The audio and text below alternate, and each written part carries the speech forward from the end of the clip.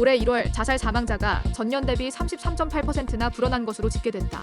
정부는 14일 정부 서울청사대 회의실에서 한덕수 국무총리 주재로 제8차 자살예방정책위원회를 개최, 최근 자살 동향 및 대응 방안을 발표하고 자살 위해 물건에 관한 고시 개정 계획과 2023년도시 도 시행계획 추진 실적 평가 결과를 심의했다. 지난해 자살 사망자는 13,770명으로 전년 대비 6.7% 늘었고 2020년 이후 최대치다. 남성 자살자는 9,626명으로 전년보다 6.7%, 여성은 4,144명으로 전년보다 6.6% 각각 늘었다. 올해 1월 자살 사망자는 지난해 동월 대비 33.8% 증가한 1,321명으로 남성은 44.0%, 여성은 10.4% 증가했다. 2월에는 지난해 동월보다 11.6% 증가한 1,185명이 극단적 선택을 했다. 남성은 12.5%, 여성은 9.2% 증가했다. 3월에는 1.7% 증가한 1,288명이 자살을 택했다. 남성은 3.6% 늘었고 여성은 3.4% 감소했다. 정부는 자살예방 전문가 자문회의를 2차례 개최하고 정신의학, 응급의학, 사회복지심리, 경제사회, 언론 등 전문가의 의견을 폭넓게 수렴하고 최근 자살 사망 증가 원인을 아래와 같이 분석했다. 그 결과 2023년 12월 유명인 사망 사건 직후 7에서 8주간 자살이 증가하여 모방자살 경향이 나타났다. 유명인 자살 시 유명인이 자신과 비슷한 어려움에 처해 있다고 생각하여 유사한 방식으로 자살하는 베르테르 효과가 발생했다고 분석했다. 2회 이상 반복 자살 시도 경험이 있는 응급실 내원자의 비율이 증가했다. 지난해 17.0%에서 올해 1에서 3월 27.0%로 뛰었다. 특히 청년층의 자살 시도율은 타 연령대 대비 높아 관리 강화가 필요하다는 설명이다. 자살 사망이 발생하면 슬픔, 두려움, 불안 등이 지역사회에 확산되어 연쇄사고로 이어질 가능성이 있다.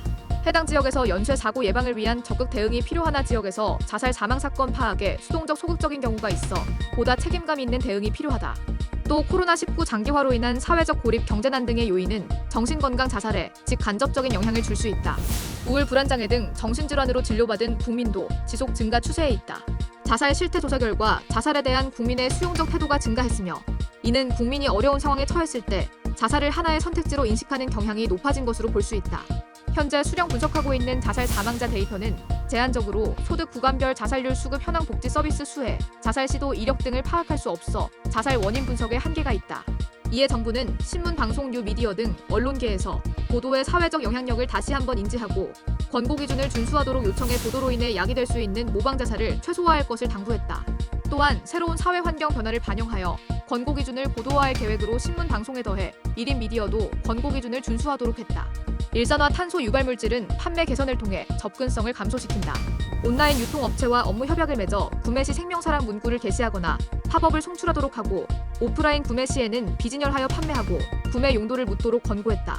이와 더불어 경찰, 소방이 대응한 자살 시도자 유독의 정보를 정신건강복지센터로 연계 강화해 사각지대를 최소화하도록 했다.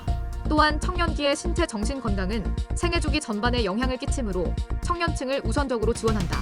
청년층은 정신건강 사례관리 서비스에 동의하는 경우 소득 수준에 관계없이 자살 시도로 인한 신체 손상, 정신과 치료비를 지원한다. 아울러 단기간 자살사고 증가하는 시 도, 시군, 구를 대상으로 알림 체계를 구축하고 지자체는 지역의 상황에 맞는 대책을 마련하도록 하여 책임 있는 자살 예방 정책 수행을 촉구했다. 자살 시도와 사망 현황을 파악하여 급증 지역 관리와 서비스 지원 강화 등을 위한 신속 대응 체계를 구축한다. 우울, 불안 등 정서적인 어려움이 중증으로 악화되거나 자살로 이어지지 않도록 전문 심리 상담을 지원한다. 정신의료기관, 정신건강복지센터, 고용복지 플러스 센터에서 의뢰되거나 국가건강검진에서 우울증이 확인된 자 등이 지원 대상이 된다.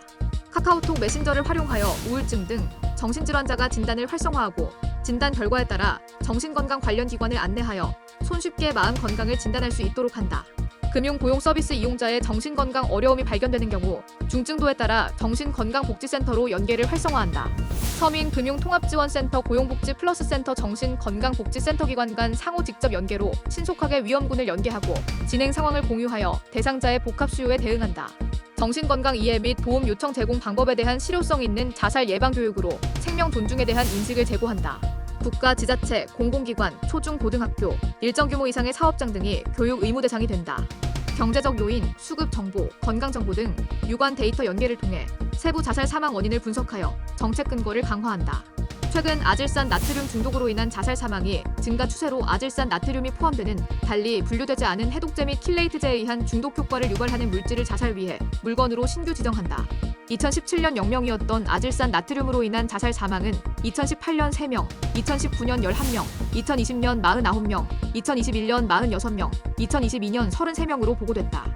자살 위해 물건이란 자살 수단으로 빈번히 사용 또는 사용될 위험이 있는 물건으로 자살예방정책위원회의 심의를 거쳐 보건복지부 장관이 고시한 물건이다.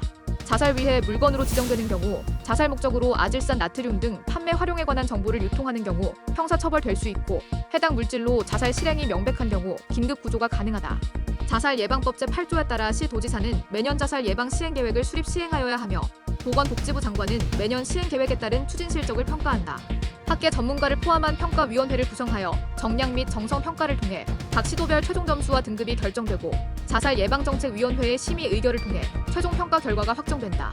2023년도시 도시행계획 추진 실적을 평가한 결과 인천광역시, 충청남도, 대구광역시가 우수한 평가를 받았으며 평가 결과는 각 지자체에 통보되어 다음해 시행계획 수립에 반영될 예정이다.